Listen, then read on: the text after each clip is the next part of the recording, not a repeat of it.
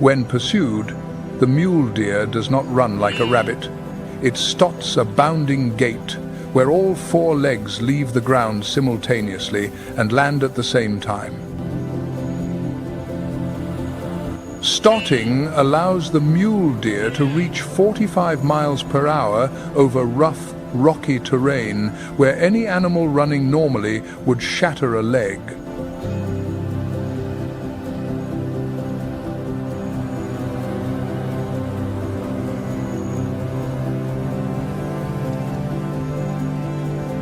Broad hooves grip desert rock. Every bound is a perfect physics calculation, angle of impact, force of launch, landing point.